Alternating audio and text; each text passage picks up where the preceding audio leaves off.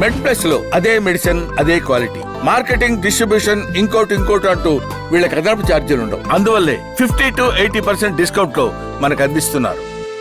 ఈ సీకడి విషయానికి వస్తే almost 1 in 10 people have some kind of kidney problem అని చెప్పేసి కొన్ని గణాంకాలు చెప్తున్నాయి. Whether it is true or not.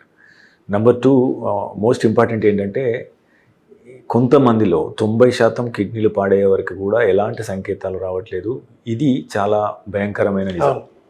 So ఈ రెండింటి నుంచి అంటే మనము హౌ టు డిటెక్ట్ ఎర్లీ, మనం కిడ్నీ ఏదో రకంగా పాడవుతుందన్న సంకేతాన్ని మనం ముందుగా గుర్తించే ఎలాంటి సంకేతాలు ఏమన్నా అవకాశాలు కానీ ఏమైనా ఉన్నాయా?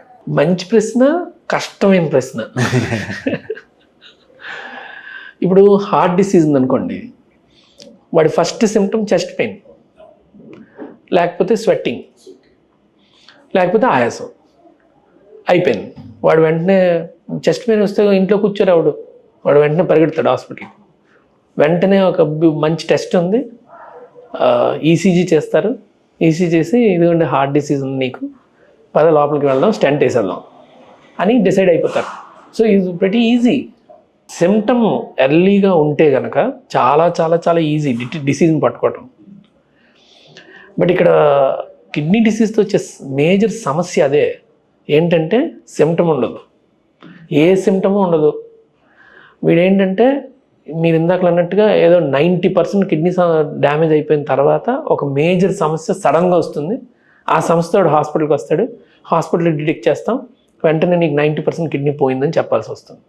సో ఇది ఇది ఇది చాలా పెద్ద సమస్య ఈ నెఫ్రాలజీలో. అందుకనే నెఫ్రలాజికల్ ఇవాల్యుయేషన్ అనేది అదొక పెద్ద సమస్య కింద తయారైంది. ఇప్పుడు కార్డియాలజీలో తీసుకున్నారనుకోండి, రకరకాల టెస్టులు ఉన్నాయి. ఒక ఈసీజీ తీసి తెలిసిపోతుంది, ఒక బ్లడ్ టెస్ట్. ఇప్పుడు ఈసీజీ కూడా బ్లడ్ టెస్ట్ చూసి తెలిసిపోతుంది, డ్రాప్ అని ఒక టెస్ట్ చేస్తే తెలిసిపోతుంది. పోనీ మీరు ఎక్కడో లోపల దాగి ఉంది, అది హార్ట్ డిసీజ్ అవునో కాదో తెలుసుకోవాలంటే ఒక టీఎంటీ చేస్తే తెలిసిపోతున్నారు. అంటే మీ హార్ట్ని ఆర్టిఫిషియల్గా స్ట్రెస్లో పెడుతున్నాం, ఆ స్ట్రెస్ని తట్టుకుంటే చూస్తున్నాం, చూసి మీకు హార్ట్ సమస్య ఉందని చెప్తున్నాం. బట్ కిడ్నీకి అలా ఏం లేదు. ఈ సిమ్టమ్స్ ఏవైతే ఉన్నాయో చాలా సటిల్గా, అంటే చాలా చాలా చాలా నెమ్మదిగా, చాలా తక్కువగా, అసలు మీరు నోటీస్ చేయలేనట్టుగా ఉంటాయి ఈ సమస్యలు. ఈ సమస్యను కానీ మీరు ఆ దశలో నోటీస్ చేయగలిగితే 100కి 70% కిడ్నీ జబ్బులను అక్కడ ఆపచ్చు. బట్ ఇక్కడ సమస్యలు ఎక్కడొస్తుందంటే ఆ సటిల్ సిమ్టమ్ని ఎంతమంది పట్టుకుంటారు. ఇప్పుడు మనం కూర్చుని మాట్లాడుకుంటుంది కూడా ఈ అవేర్నెస్ కోసమే.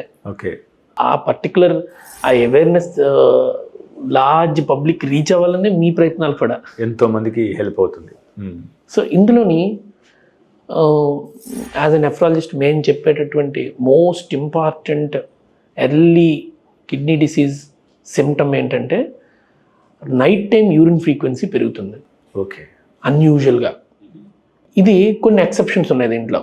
ఒక పేషెంట్ డయాబెటిక్ అనుకోండి, వాడికి ఆల్రెడీ మూత్రం ఎక్కువగా వస్తుంది, వీళ్ళకి కాదు ఇది నేను చెప్పిన ఈ సిమ్టమ్. డయాబెటీస్ లేకుండా, లేదా డయాబెటీస్ బాగా కంట్రోల్లో ఉన్నవాడైనా, ప్రాస్టేట్ సమస్య లేనివాడు, మేల్స్ అందరికీ ప్రాస్టేట్ గ్లాండ్ 60 years అవుతుంది అంతా కొంత ఉబ్బుతుంది.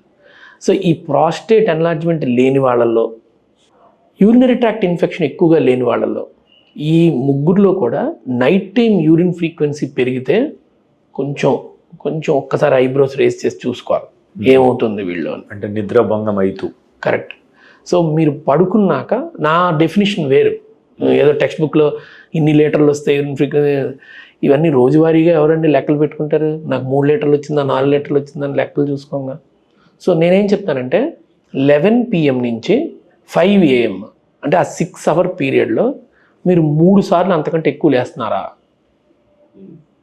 మీరు పరీక్షకి వెళ్ళాల్సి వస్తుంది. 3 సార్లు అంతకంటే ఎక్కువ లేస్తే యూరిన్కి అంటే నిద్రభంగం అయినట్టేగా. నిద్రాభంగం అయింది 6 hours అంటే ఎవ్రీ 2 hours యూరిన్కి వెళ్తున్నారు మీరు.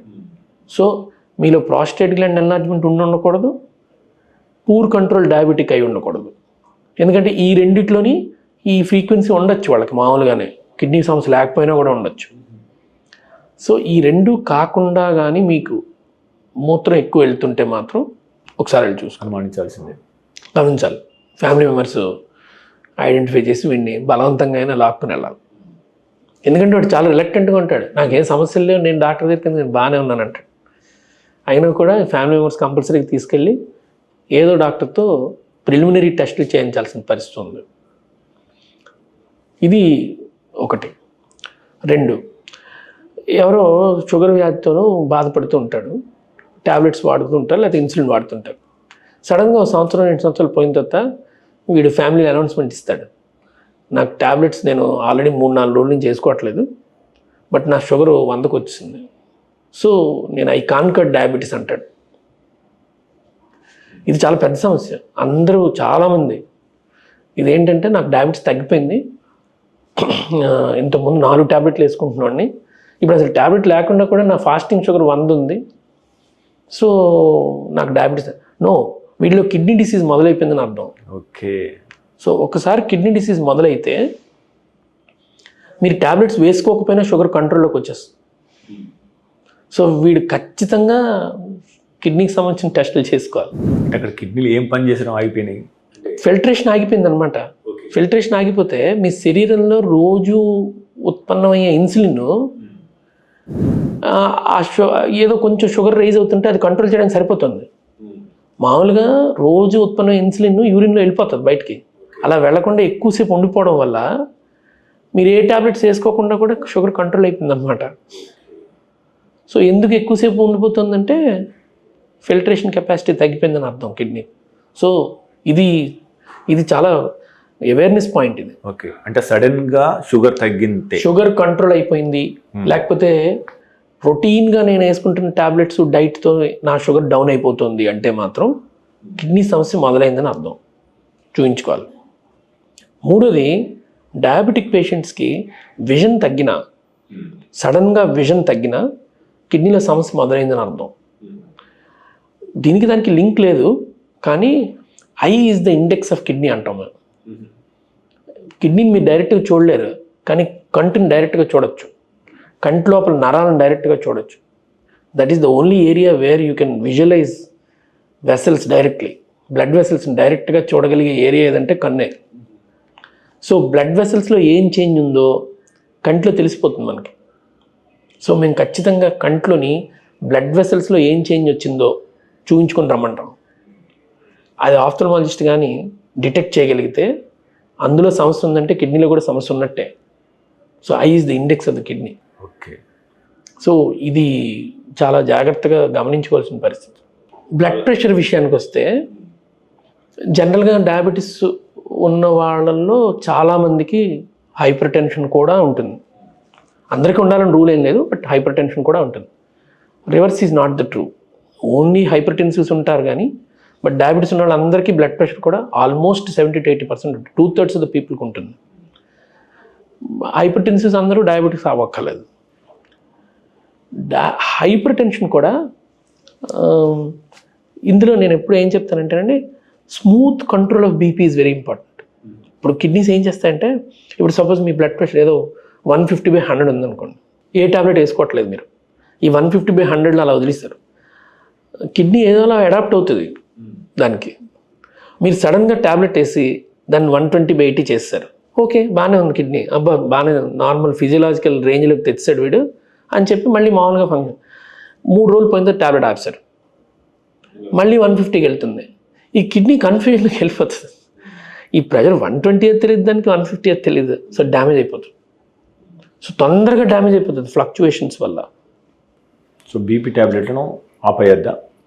మీరు బీపీ ట్యాబ్లెట్స్ స్టార్ట్ చేసిన తర్వాత దాన్ని కంటిన్యూ చేసుకుంటూ ఉండాలి, అంతేగాని మీరు కిడ్నీని కన్ఫ్యూజన్లో పెట్టకూడదు.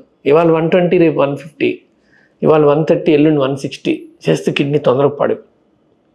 So fluctuations of blood pressure very important.